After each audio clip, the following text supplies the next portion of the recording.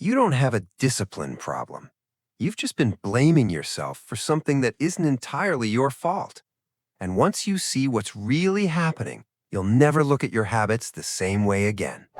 Every missed workout, every snoozed alarm, every broken promise to yourself. You call it a lack of discipline. But what if that's the wrong diagnosis? What if the real problem has been sitting quietly around you this entire time? Think about this. You hit snooze because your alarm is close enough to reach without ever leaving the bed. Your environment makes staying asleep easier than waking up.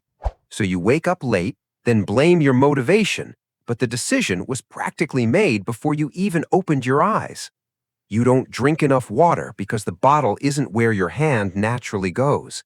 It isn't that you're lazy. The healthy choice simply asks for more effort. You skip the workout because your clothes are still buried in the drawer. At 6 in the morning, even tiny decisions can feel enormous. Then comes food. The chips are right in front of you. The healthy meal needs preparation. Guess which one your tired brain chooses? Notice something? None of these moments required a lack of character. They only required the wrong setup. And that's the secret almost nobody talks about. Your habits aren't just built by your decisions. They're built by the environment making those decisions for you. Here's the part most people never realize. Willpower isn't unlimited. It behaves more like a phone battery than a superpower. By 3 in the afternoon, after work, after stress, after one difficult conversation, that battery is almost empty. So when the harder choice asks for even more effort, your brain naturally reaches for the easier one. Not because you're weak, because you're human. Ever wonder why some people seem incredibly disciplined? It isn't always because they have stronger minds. Many of them simply built stronger environments. They don't spend all day arguing with themselves. They removed the argument before it even started. The good choice became the easiest choice. That's why moving your alarm across the room works. You remove the option of half-asleep negotiations. Standing up becomes the first victory of the day. Put the water where your hand already reaches. Don't depend on remembering. Depend on your environment reminding you. Lay out your clothes the night before. When morning arrives, the decision has already been made by yesterday's version of you. Want to eat better? Stop relying on self-control every time you open the fridge. Make healthy food impossible to miss and unhealthy food slightly harder to reach. Do you see the pattern now? Nothing about you changed. Only the room changed, and suddenly the right habits became easier than the wrong ones. Here's another mistake people make. They spend the first hour of the day deciding what to do. Decision-making is expensive.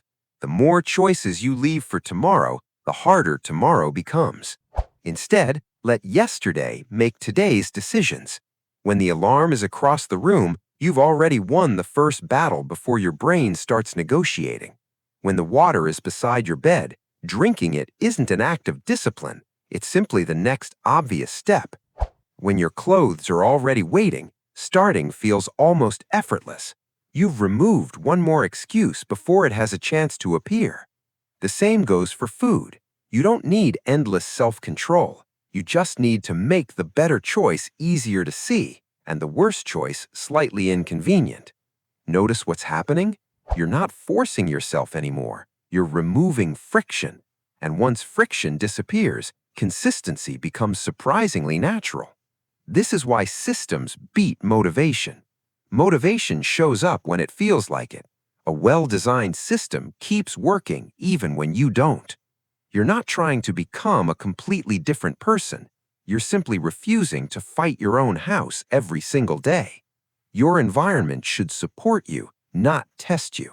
So if you've spent years calling yourself lazy or believing you just aren't disciplined enough, maybe it's time to stop blaming yourself and start redesigning your surroundings instead. Design the room, and the room will do half the work.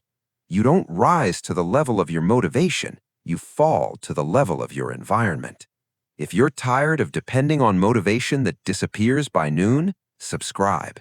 This is where we build systems that quietly change our lives.